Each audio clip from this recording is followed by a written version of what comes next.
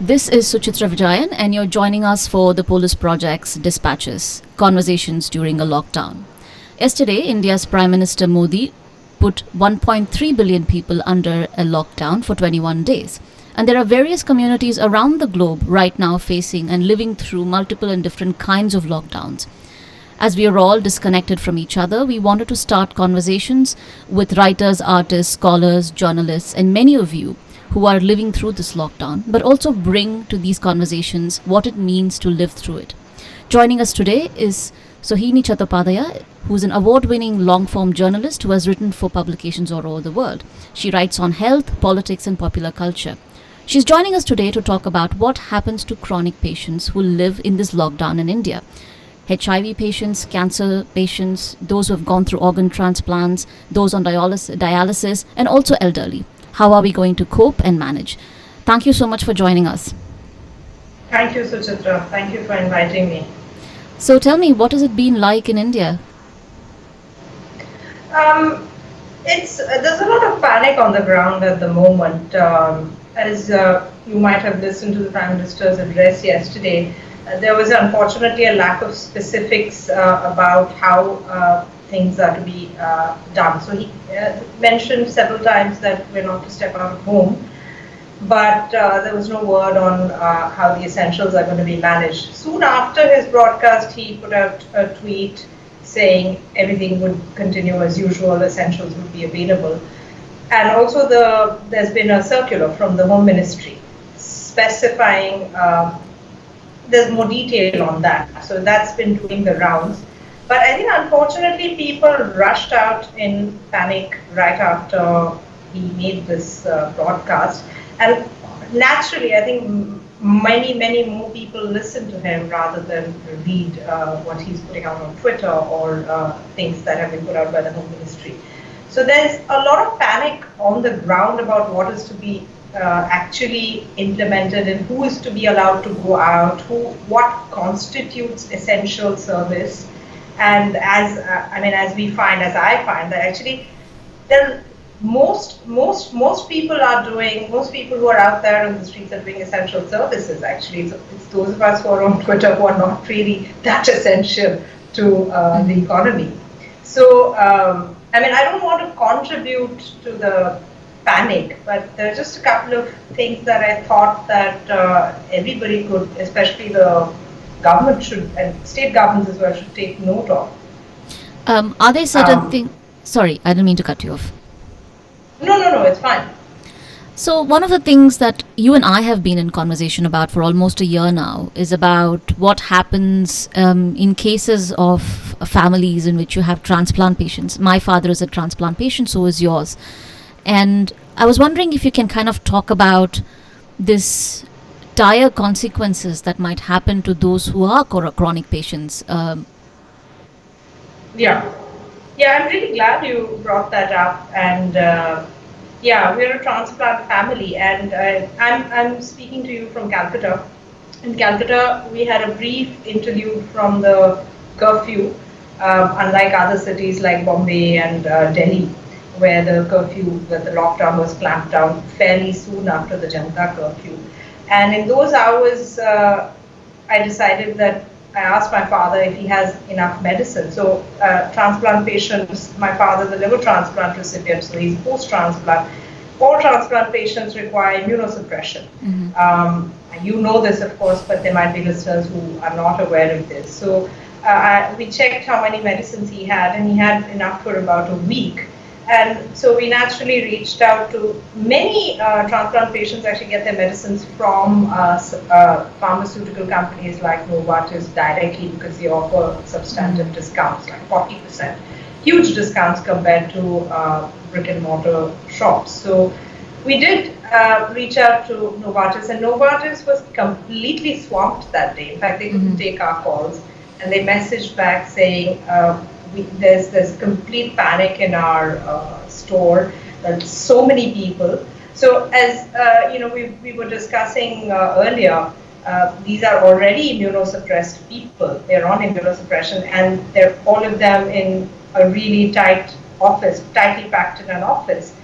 Aside from that, there's panic and complete lack of clarity about how we're going to collect my father's medicine. So we haven't actually collected his medicines yet. So I think he's now down to 5 days worth or 4 days worth of medicines. And transport is difficult. So there are Uber cabs that are available. They're offering a service called Uber Essential, which is saying you have to show documentation that proves that you're going out for an essential service. Now, I don't know what we can show to prove that getting this medicine is essential, because we've seen there have been reports of cops beating up all kinds of people. There was a report of a cop beating up a phlebotomist who was going to collect blood samples from home yesterday in Bangalore. So I'm not sure what we can show. I'm not sure if we say that my father's a transplant recipient. I'm actually expecting to hear that, so the transplant is done. So why do you need to go out to get medicine? Just go home. So there are concerns. I'm sure there are lots of transplant patients who are facing very, very similar concerns. And we are very lucky, we're privileged to stay in Calcutta. Lots of patients who live outside Calcutta, and long distance transport is completely, really not available. I was wondering if you can talk to us about how the message was communicated or not communicated to folks on the ground, both civilians and police and other essential service members, because it feels like there's a lot of confusion in terms of what is on, what is not. You're right. There's a lot of confusion about what's happening, and I don't want to contribute to that panic at all. But I'm quite scared about getting my father's medicine. I listened to the Prime Minister's address very carefully yesterday, and I'm very glad that he mentioned the scientific issues involved, why we need to stay locked up in our houses. But he spoke for 30 minutes. There wasn't one line about how do people manage to get their essentials. There wasn't one line about patients of all kinds, sick people. That's one of the first things you think of during war, during emergency. Hospitals always remain open, right? Mm-hmm. So if you're locking down transport and you're telling people, he specifically used the term Lakshman Rekha, Mm-hmm.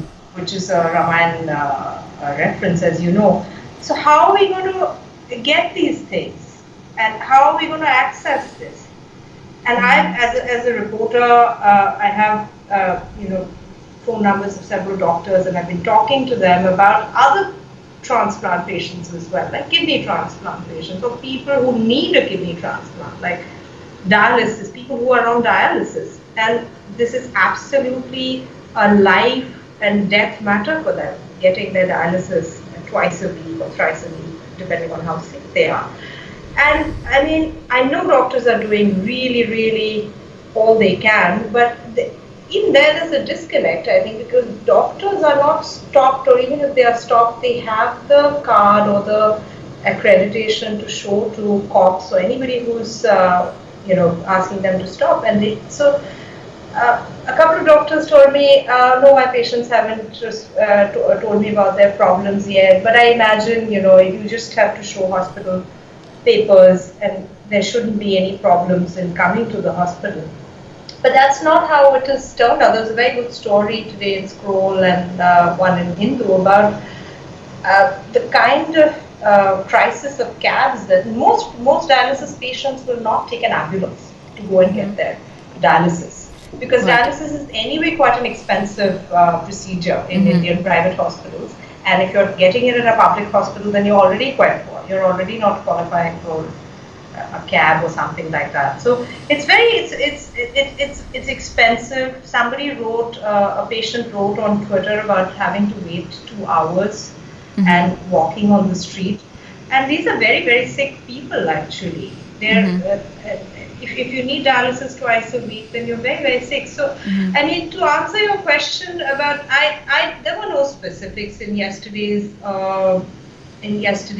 broadcast, and you know how it is with police in India or any sort of government force. They're not well trained at all. In fact, I remember when I'm going back to my university days, there's a Marxist scholar called Emanuel Wallerstein, and he says that among the differences between a developed country and a developing country is a weak state. We have a weak state. The developed countries have strong states with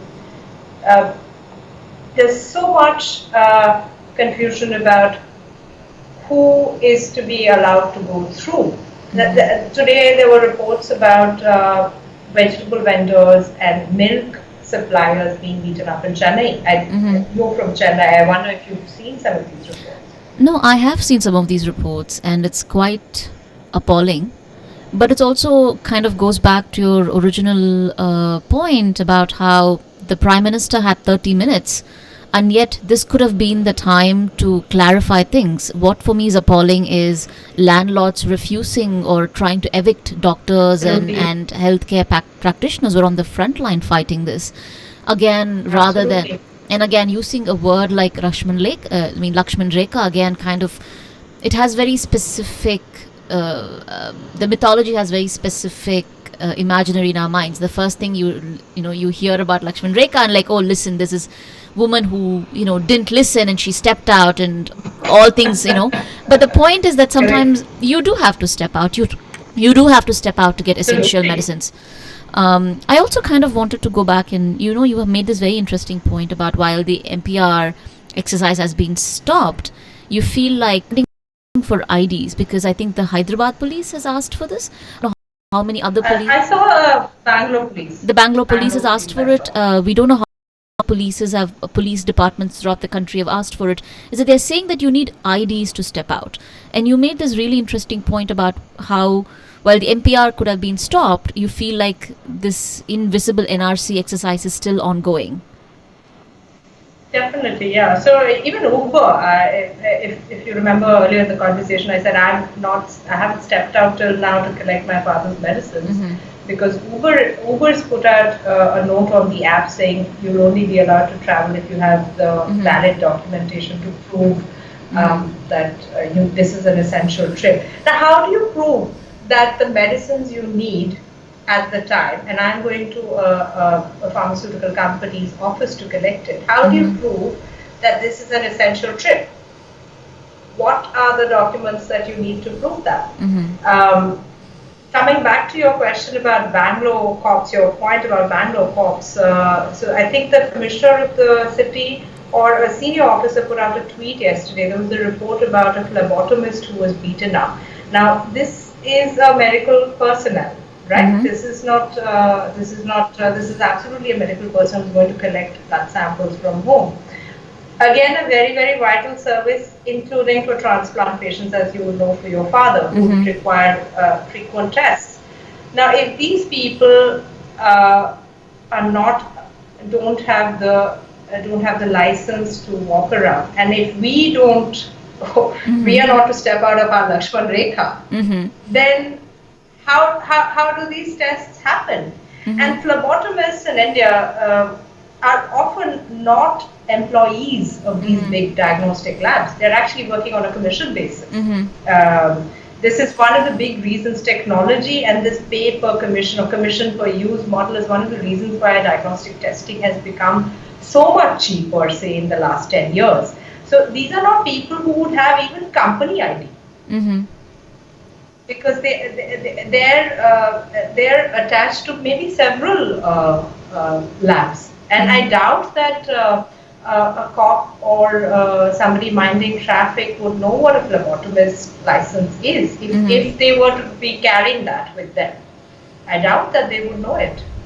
So, I mean, I feel yesterday the Home Ministry put out a tweet saying that NPR has been put off for now, and people are rightly very happy and in a celebratory mood. But this is just another form of that. This is just another form of like, how do we show documentation to prove why we need to go out for veggies or milk? And I'm not being an alarmist here. People have been beaten up. People are being beaten up. And also this thing about documentedness and undocumentedness in India is that, again, a conversation we were just having is that, for example, my father, who's in his 60s, who is a lawyer, Yeah. doesn't have a birth certificate, right? So, Right. what forms of, again, the thing is that, again, the point is that we have to see how caste and class plays into Of this, course. because, of course, those amongst us who are incredibly privileged could be spared more often, but then there are those who do not have that privilege. And again, if you see the images of the cops beating men in two-wheelers, you can see the kind of people that they're picking up. They're not stopping cars. At least I haven't seen instances where they've stopped cars. They are stopping people on foot. They are stopping men who look like laborers. So you already see the state's bias coming in, Yeah. and also the Absolutely. surveillance aspect of it. I was wondering if you kind of wanted to kind of talk about this idea of how state expanding its powers during emergencies that kind of become pervasive and also kind of bleed into other areas. Yeah.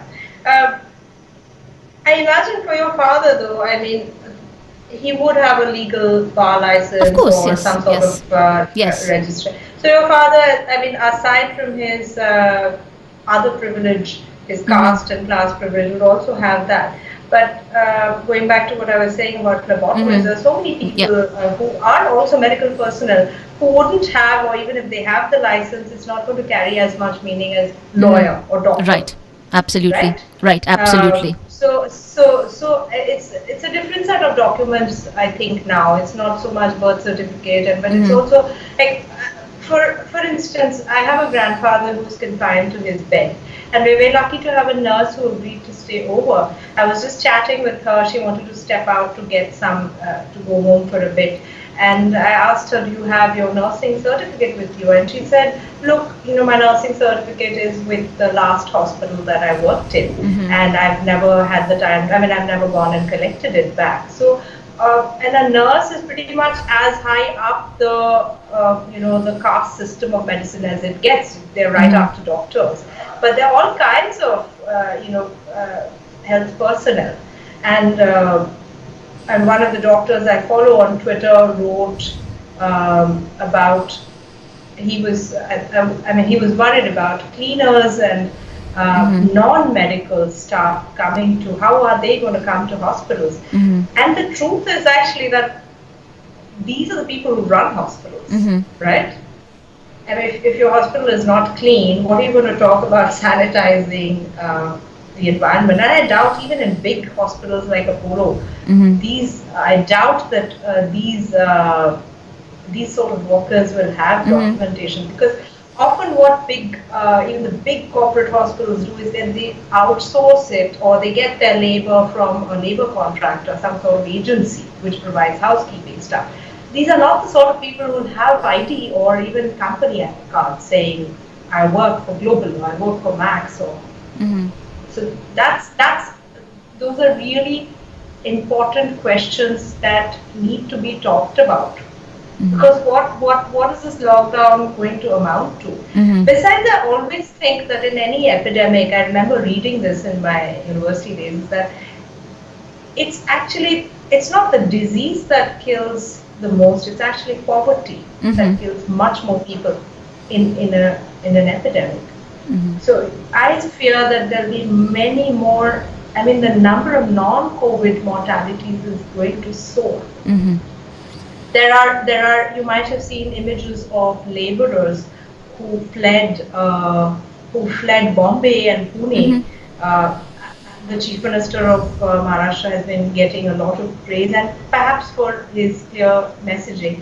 But he didn't announce any relief measures for Mm-hmm. migrant labor there, unlike, say, Kerala, Mm-hmm. where the Chief Minister has announced a lot of relief measures for everybody. Mm-hmm. So this past weekend on Saturday, the Twitter timelines were packed with images of trains Mm-hmm. which are spilling over with migrants who are fleeing, and they wanted to go back home before before the Janta curfew Mm-hmm. that was last Sunday. But unfortunately, many states sealed their borders and trains stopped running on midnight of Saturday going into Sunday. And so there are lots of, I believe 60,000 laborers came into Howrah, or 60,000 people, let me say, I shouldn't say laborers. In one of them, 60,000 people came into Howrah station over this weekend. And one of them is a very moving human interest story about a girl who's coming back from Bangalore after getting treatment for her heart. So all these people are now using public facilities in the station. They're unable to move out because of severe transport restrictions. They're packed like that. They have no access to public facilities. I don't know what food they have. They're just stranded there. And I've seen photographs, press agencies showing photographs from Jharkhand as well. They're completely stranded. So I think there'll be many more people who will be affected with serious urinary tract infections and diarrhea, and you'll have many more people dying of those things. And then, as you said, we have a very weak state when it comes to delivery of public services. But that also kind of takes us to this other conversation we've been having for a long time about how now that also everybody is on Netflix watching all of these new series, is that for a long time, at least in the last year or two, we've seen this proliferation of these serials where India is openly depicted as a surveillance state, where you are venerating militarization of everything. Spies are all of a sudden back. About 10 years ago, I didn't even know, most people knew that RAW was India's intelligence agency, but now it seems that everybody plays a RAW agent. It's just like at once upon a time playing a cop was becoming a superstar. Now playing a RAW agent is you're becoming a superstar moment. How do you see this, as someone who writes on culture and politics? How do you see this trend? How do you see this kind of playing out, just as people are now quarantined and now watching these subconscious propaganda where they are depicting these men and women as nothing less than absolute heroes? Yeah, I mean, those of us who are privileged to have these subscriptions and the time to watch, of course. I mean, it sounds frivolous, but I think my sense is not as frivolous as it is, and there's a direct connection between the conversation we were having about documentation, even today, what we need on the streets, and this sort of TV series. There are lots of movies as well, and we've discussed that. There are lots of big Bollywood films where you see the Indian state surveilling, and there's a narrative in these films which and these elements are invariably repeated across TV series and films. One is that you have this fabulous no-nonsense boss, usually played by a really good character actor, and then invariably there'll be like a screen where all these images of people pop up, and like there'll be a world map, and you'll see all these fabulous connections, like you're seeing flight connections that will pop up, and you'll see all these people being surveilled. Sometimes they're actually on a Skype. Sometimes he's talking and like we're talking on a Skype call. But sometimes they're surveilling potential RNAW candidates or potential intelligence wing candidates, and this happens. This happens so many times that you know that this has been seen as something that really works. It's very cool. People probably think that this is very fun to watch because you see this in every film, and it speaks so much of this Indian state or the state surveilling us pervasively. There's a film called Naam Shabana, which is particularly insidious because it shows a Muslim girl who is recruited into RAW. But before she's recruited, it seems that the RNAW has been surveilling her, invading her private space for several years, and they are very aware of everything that's been going on in her life. And they know, for instance, that she went to a juvenile delinquent, she was sent to a juvenile delinquent home because she killed an alcoholic father. And so I thought they're actually really manipulative because they look at this person, they think here is a Muslim person who's killed, who's got a juvenile delinquent record. How can we make the best use? How can we manipulate her best? But anyway, so she's recruited and she becomes this super spy. But this sort of thing you see in so many films. I just saw right now, as we're in this lockdown, I imagine some of us who have these subscriptions are watching a series called Special Ops, which there are hoardings all over town. Mm-hmm. It's another RNAW narrative, and it's the same thing. And there's a complete vilification of Muslims.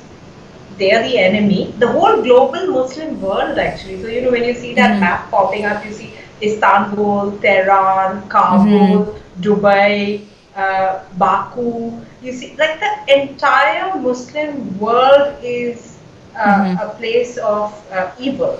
And of course, the usual things like you show a man praying, and the camera will come in from the back, and there's some sinister music to show that this is, they're probably plotting world destruction.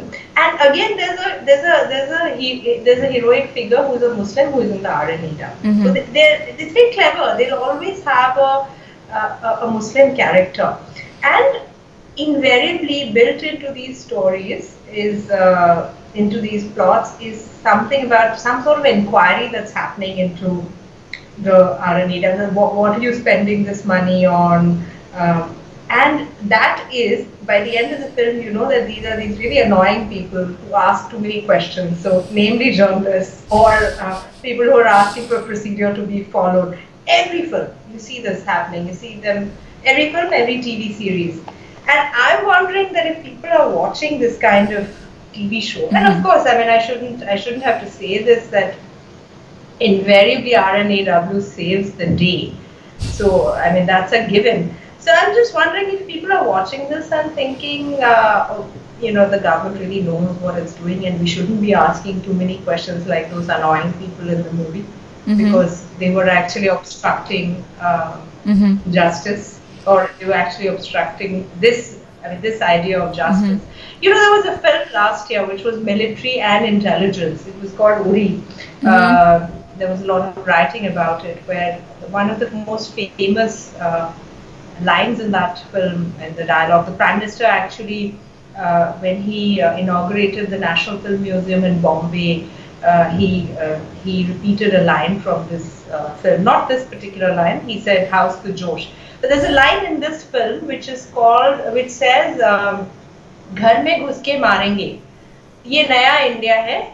ये घर में घुस के मारेंगे. So when I saw this in the trailer itself, I was appalled. I mean, what is this? Why would you get inside people's houses and Mm-hmm. kill them?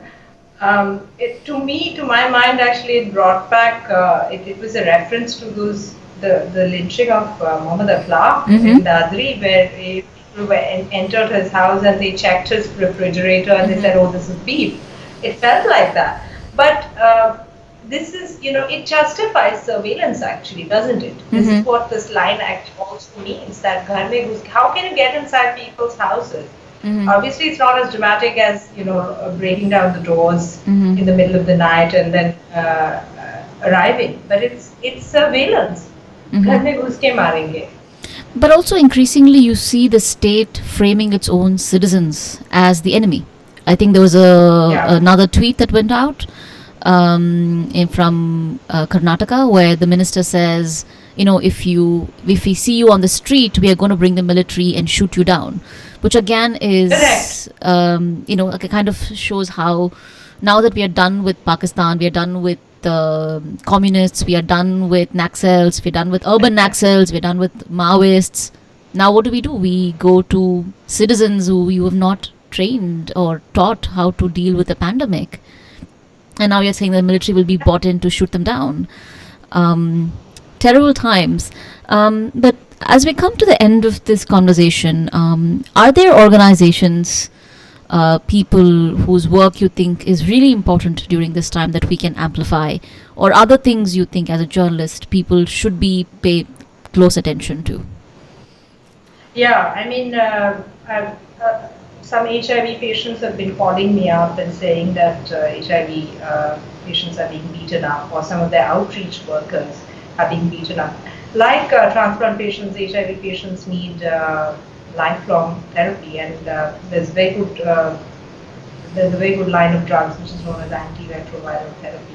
And they need to go to the hospitals to access them. These are usually really poor people. I mean, ART therapy is also possible it's also possible to get it in private hospitals. People who are calling me up are the ones who are really poor. So this morning, apparently, there was an outreach worker. These are some of the most marginalized people, as you would know, Suchitra. Some of them are former drug addicts, some of them are former sex workers. Obviously, not all of them. There are lots of people who do non-sex work, who've never had drugs, who are also HIV affected. I just think it's important to mention that because there's so much vilification of everybody. Um, so there was an outreach worker who doesn't have the sort of documentation that you need. She's somebody who's working for the network of positive people in Delhi, and she was beaten up. She had gone to some HIV patients because they've been feeling scared about stepping out. There are very few buses on the streets, and sometimes even if you have hospital documents showing you have an OPD card, you have the document saying you're getting your medicines from here.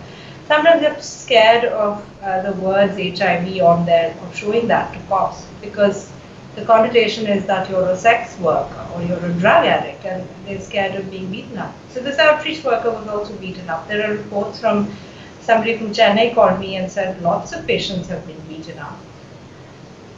So I think, and so there was a gentleman in the Delhi network of positive people. He said that he's actually gone to the police station and he's now trying to get a permit or some sort of certificate which says that he needs to have license to go out and help his co-HIV patients. So I think it's very important that I mention this because this is a group that so far I haven't seen any reporting about them, and India has I think the third largest population of HIV positive people in the world.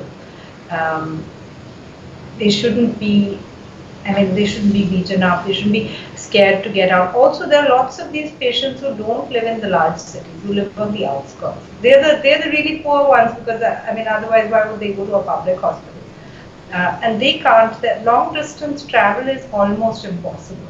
So their travel is become impossible now, and we don't know when this is ending. So if people in the government could give some thought to this and actually, convey that to the people on the ground, to the state government and to the cops, then the elderly people, people like my grandfather who are confined to the bed, and their care workers, there are all these home health care workers who also don't have documentation, and sadly they've just had to stop coming.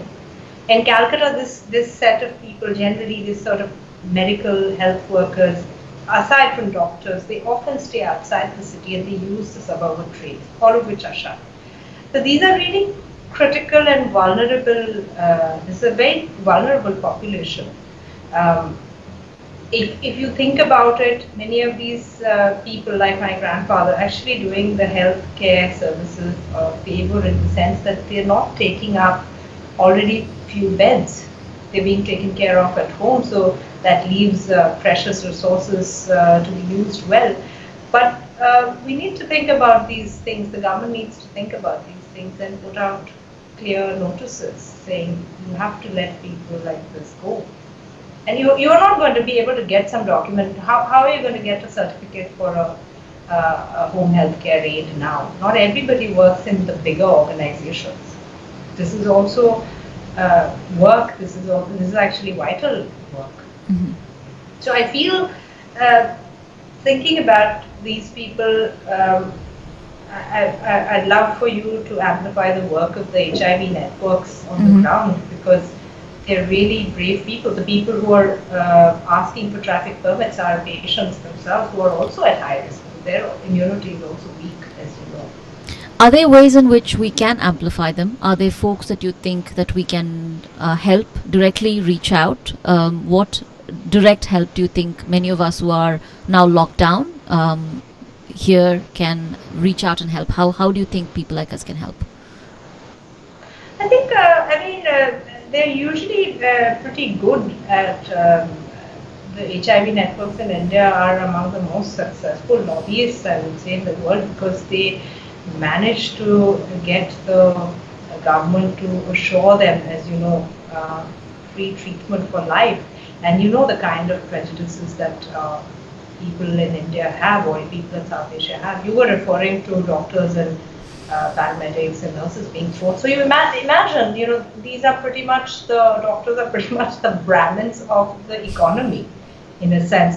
I mean, imagine the social prestige of being a Brahmin and they're being thrown out. Mm-hmm. So these guys are pretty good lobbyists. They speak quite well, even if the English may not be perfect, but they're actually quite articulate. Maybe you can think of reaching out to them or having a shorter conversation with them. And I'm happy to give you some of their stories if you think you want to put them out in the form of tweets. That would be great. Or stories. Yeah. No, I think it's really important for us to now figure out ways to amplify stories, not become the story, but just be the holding space so that India's most marginalized are never voiceless. It's just that we never allow them the space. A lot of us do take that space in some ways. So if there are ways in which for us to kind of vacate our space and make it possible for them to be the champions and spokespersons of their own stories, I think that is what we can do. Again, thank you so much for this conversation, and I think we will have more conversations offline, but thank you for joining us, and thank you so much for being here today. Thank you. Thank you, Suchitra. Thank you.